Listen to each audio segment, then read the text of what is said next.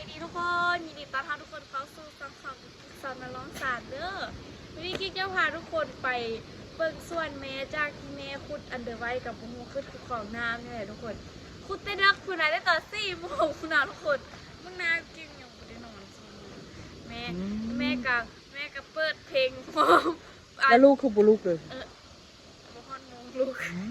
ตอนนี้กำลังชิไปโรงเรียนทุกคนตอนนี้7 โมงแปลว่าห้องเรียนก็ทันสุดจะแต่งตัวไว้ทาเนาะทุกคนเนาะตาที่พาทุกคนเข้าไปเบิ่งส่วนของอีเมลว่าเป็นจังเดอทุกคนนี่อันนี้มันอีเมลเรามาลูกเฮ็ดส่วนเฮ็ดเฮือกว่าบ่ได้ไปส่วนหยางป้ามื้อนี้น้ำมอกบ่หลายมื้อนี้นะเนาะแม่เนาะอืมอืมอืม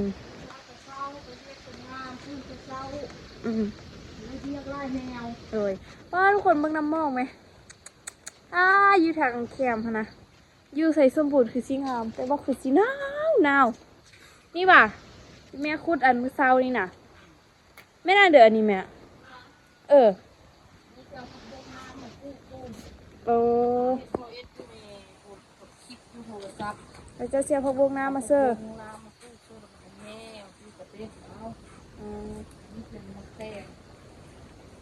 10 เม็ดเต็มเลย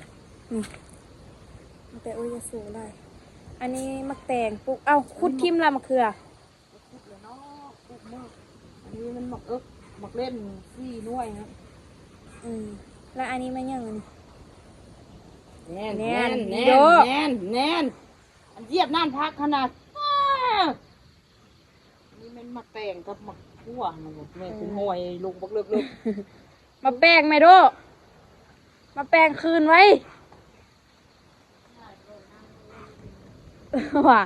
เอาอันนี้หยามจีนายวะแม่นี่ทุกคนอันนี้แม่หยามตัวจีนายทุกคนอันนี้เป็นตัวจีนาตัวผู้ได้นี่ทุกคนเอาไปนี่อันนี้แม่นน่านพักห้องเห่าทุกคนตัวที่แม่ปลูกไว้อันนี้มันพักห้องนา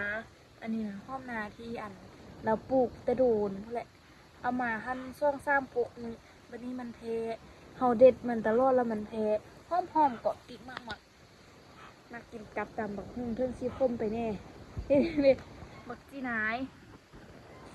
ส่วนอีแม่ทุกคนตอนนี้อีแม่มาขุดส่วนไอ้นี่2 มือละแล้วกิ๊กนอนห้องนี้แล้วแม่ขุดอยู่นี่เสียงดังก็เลยลุกมาซะมาแต่งตัวแต่เช้าเพราะว่าโรงเรียนบ่ดีหั่นน่ะโรงเรียนบ่ดีหั่นเพิ่นออกกฎมาใหม่8 โมงปุ๊บเพิ่นสิอัดประตูเพิ่นว่าเพิ่นบอกอาจารย์บอกน้องเกดแล้วคือหั่นต้องได้ตื่นแต่เช้านำทุกคนไม่ไหวอันในครูถามบ่ดีว่าคือมาโรงเรียนสวยแท้บ่ดีตอบในครูไปว่าเอื้อยล้านตื่นเอื้อยล้านนั่นแต่งหน้าดนเพิ่นว่าก็เลยมื้อนี้ลุกมาแต่งหน้าแต่ตอน6 โมงครึ่งนั่นน่ะแล้วเพิ่นสิดราม่าอีกนี่ทุกคนอันนี้อันนี้ยังบ่ฮู้ว่าแม่สิปรุงหยังบางทีเราก็บ่ได้ปรุงหยังแล้วติน่าจะแม่นให้ผักผ่าขึ้นหน้านี่อันนี้แม่นน่านหอมลาบกำลังขึ้นหอมลาบนี่ปลูกแต่โดนพุ่นก็ปลูกแต่ตอนกิ๊กถ่ายคลิปตอนนั้นพูนละอีแม่หากำมาเพียนเอามันแล้วมันก็ขึ้นเลยมันก็ขึ้นมางามๆเลยงานขยงมาอีกก็ฮึบอันนี้แม่นอันนี้ละแม่นแก้น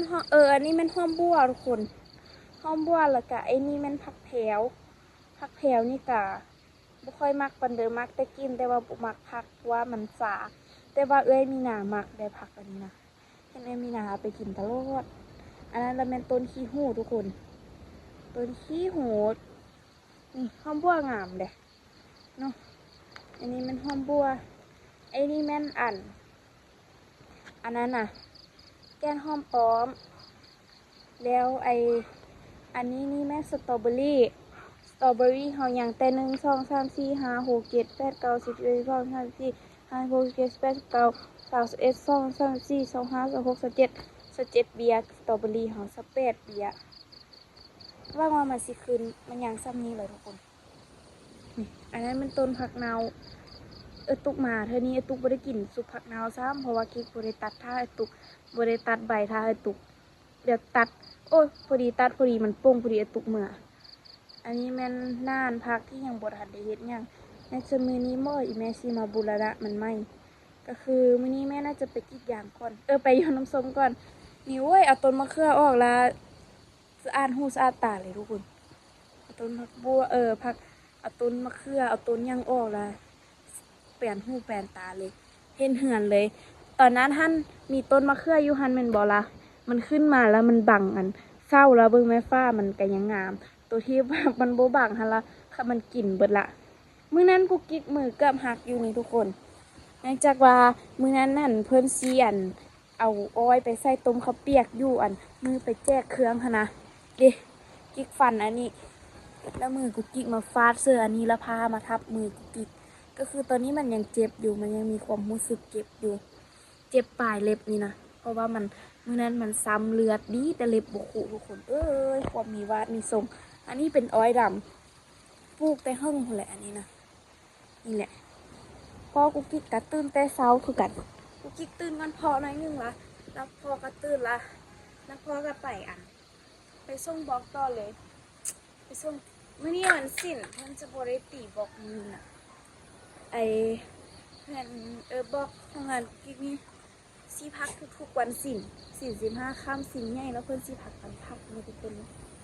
นี่แหละประมาณนี้แล้วอันนี้ก็จะเป็นบ้านกุกกิกอันนี้แม่สร้างกระปูมที่สร้างแต่โดนละไม่ได้มีขี้เหงื่ออยู่หน้าบ้านเลยทุกคนเด้อมื้อนี้นะเพราะว่ากระเจ้าสิมาเก็บขี้เหงื่อนี่อันนี้ก็คือบรรยากาศอยู่เหือนกุกกิกทุกคนจะมีน้ำหมอกกลัวเลยเด้ตอนเช้า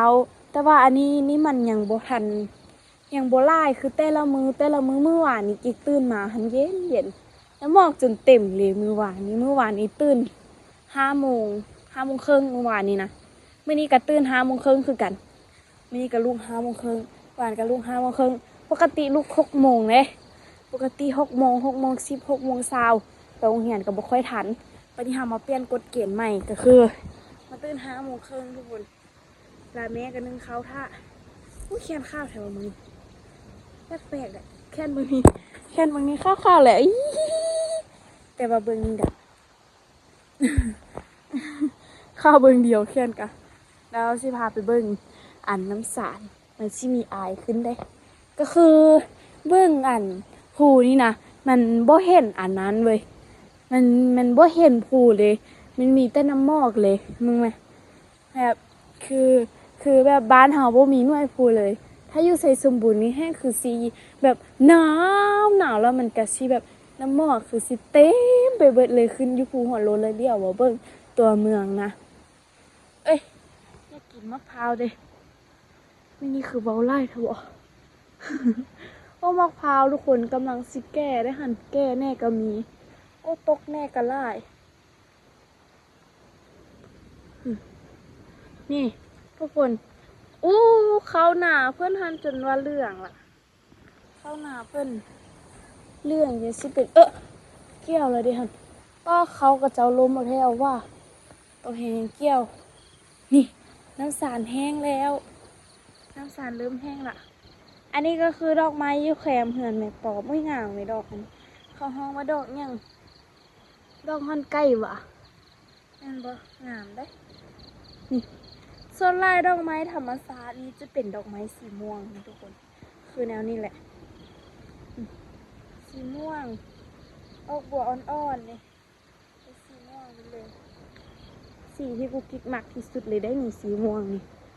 สุดใจก็คือสีม่วงเรื่องเครื่องประดับเรื่องอย่างสีม่วงแต่ว่าเรื่องเสื้อเรื่องเครื่องนุ่งนี่มักสีดำกับสีขาวสีอย่างก็ได้ที่มันแบบเป็นสีแบบเข้มๆสีนะแบบดำมืดแบบมืดสินะมักเบิดหันนี่ทุกคนตอนนี้เห็นสาย5เลยทุกคนไม่น่าหับไปเล่นเนาะนี่ตอนนี้ก็คือน้ำไปเบิดละแล้วก็คือยังเหลืออันนั้นยังแบบ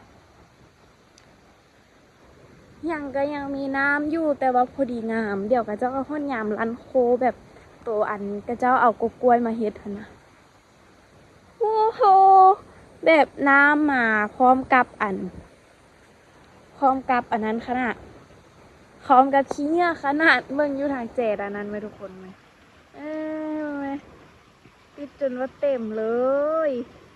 เต็มไปเบิดเลยนี่ทุกคนจะได้ยินเสียงน้ำไหลชาดชาดชาดเด้โอ้ยน้ำซัดแห้งแท้บ่ได้ลงมาน้ำสานโดนแล้วทุกคนมือลอยกระทงเฮากับบ่ได้ลอยน้ำเพิ่นทุกคนเอ้ยมือลอยกระทงมือออกพรรษาหั่นนะเฮาก็บ่ได้มาน้ำเพิ่นหุ้ยยานน้ำ เป็นคนยานน้ำแล้วรู้สึกว่า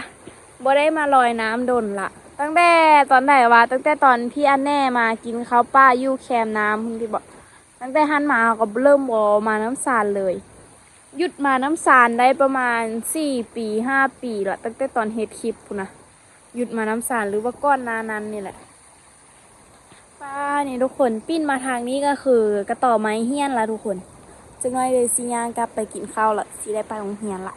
โอ้ยขี้คร้านไปโรงเรียนเช้ายามหนาวเนี่ยวนี้นะขี้คร้านมันหนาวมันเย็นแล้วได้กระโบฮูประตูอันนั้นหนาวตรงออกแล้ววะอันนี้ก็คือ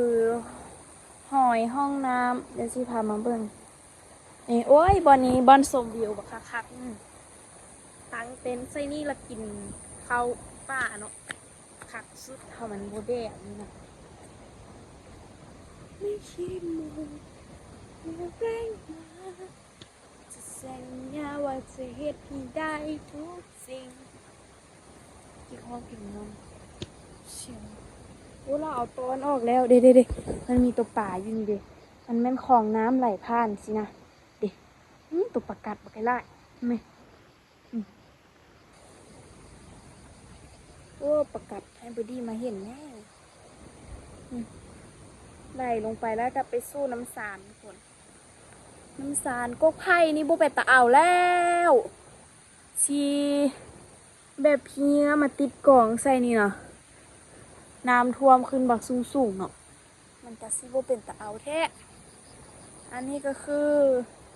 ป้านอนแงะนี่ป้านอนแงะที่เข็นไม้ย่างว่าเมื่อกี้นี้ด้วยกันนี่แหละหาสิกลับไปกินข้าวกันนะทุกคนเดี๋ยวเขาเดี๋ยวเรามาเบิ่งพงหนาซะเราได้มาซ้ำนี่แหละจากน้อยจึงสิกลับไปกินข้าวแล้วก็ไปโรงเรียนกุ๊กกี้กินข้าวไหวอยู่ดอกต้องให้ไอ้เบอร์ดี้กินก่อนกุ๊กกี้ฮันโอ้ยกินข้าวนี่กินข้าวตอนเช้านี่เพราะว่าโอ้ยเปียกละตีนกุ๊กกิ๊กแต่แตะไปใส่เกิบเหม็นคักแบบนี้เบิ่งน้ำท่วมไหมเอา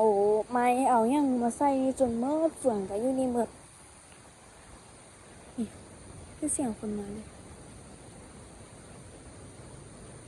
เด้ทุกคนมึงมันกินข้าวไหมเอ้ยมีคนมาขี้ยานไปอยู่แล้วเป็นคนไปอย่าห่อพากันกลับไปกินข้าวกินน้ำกันขึ้นไปสวนวะฉันน่าจะไปเกี่ยวข้าวไปเอาไปก่อนบ่อยากอยู่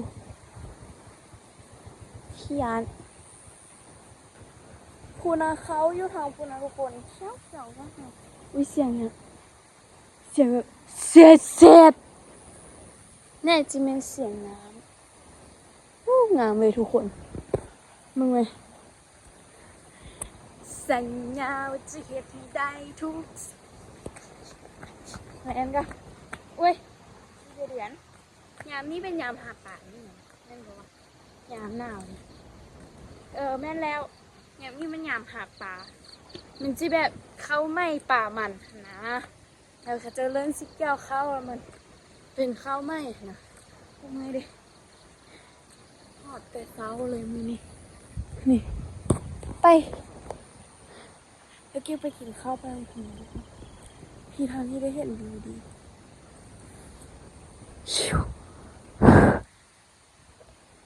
โอ้ยไง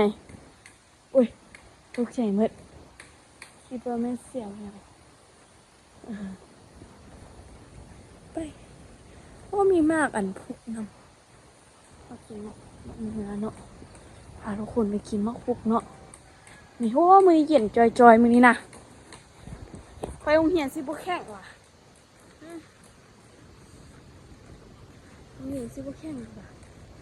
ขี่รถไปนี่ต่อแหงได้หันน้ำหมอกเป็นคนตาแบบเปียกๆซุ่มๆเลยได้หัน พันเหือนแล้วทุกคนพันเหือนแล้วนี่โรงงานกิกตอนนี้มีทรายก็มีบล็อกก็มีครบเลยช่วงนี้นะทุกคนมีทุกอย่างยกเว้นแท่งน้ำแท่งน้ำนี้จะเฮ็ดในเมื่อมีคนสร้างเท่านั้นบ่ฮู้คือกันว่าเป็นหยังแท่งน้ำแต่ว่าดินบล็อกนี้เขาจะตีตลอดเปลี่ยนบล็อกน้อยเลยบล็อกใหญ่บ่เนาะทุกคนเนาะพอหาแล้วเขากินข้าวหอสิไปโรงเรียนแล้วเด้อ PPSC เด้อเขาจะไปกินข้าวกันทุกคนไม่ได้กินปั้นบละเปิดทุกคนไทยคิดแต่เช้าตอนนี้ฮอดคำแล้วหากระฮอนเหียนเป็นงานเพิ่มมาฮอนเหียนไม่มีเลิกไหวมื้อนี้นะย้อนไฟฟ้าดับแล้วอาจารย์เลิกไหวปากแตก เมื่อฮอนเหียนตอนประมาณ6:30พอดีมืดปิกเลยทุกคนตอนที่ออกมาจากห้องเหียนเพิ่มหันพอดีแบบฟ้ากำลังแบบมืดแน่มืดแน่สินะมาห้องเหียนพอดีดับปิ๊กปกติหันซ้ำนี้ที่ได้จริงเลิกอยู่โรงเหียนนะก็คือไม่ได้มาเหือนเปิดอันตารถบดับแตกแหงเพราะว่าแต่ละมือหันตารถดับมาเด็กนะไม่ได้มาบดเด็กตารถบดับแต่ว่าเสี่ยวสันหลังเลยเพราะว่ามันนัวสิคิดหลายแน่นอนนึงมาเถอะเด้อทุกคนเด้อไปเรียนอังกฤษช่วยมาเดี๋ยวเมื่อสิไปเรียนภาษาจีนมาชิวๆไปชื่อๆนำทุกคนเด้อเอาเองค่ะในคลิปนี้ก็ไปก่อนเนาะทุกคนเนาะเมื่อเช้านี้ถ่ายคลิปบรรยากาศตอนเช้าถ่ายนั่นถ่ายนั้นถ่ายนี่เนาะทุกคนเนาะให้ทุกคนเบิ่งเพราะว่าบ้านจีซีได้เข้ายามหน้าว่าทุกคนใจเข้ามาแล้วเนาะก็จะเป็นประมาณนี้เลยเด้อทุกคนเด้อเจอกันในคลิปวิดีโอหน้าเนาะคลิปนี้ก็ไปก่อนทุกคนแต่งตัวอะไรกินข้าวไปอันนั้นคือเราจะที่นอนก็ทุกคนบ๊ายบาย